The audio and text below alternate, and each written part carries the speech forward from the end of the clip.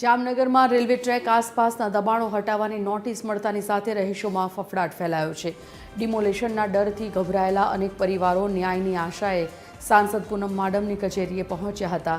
સ્થાનિકોએ પોતાની ગરીબાઈ ઠાલવી ડિમોલેશન રોકવા અથવા તો વૈકલ્પિક જગ્યા ફાળવવાની માંગ કરી છે. સાંસદ પૂનમ માડમે આ મામલે યોગ્ય ખાતરી ઉચ્ચારી છે.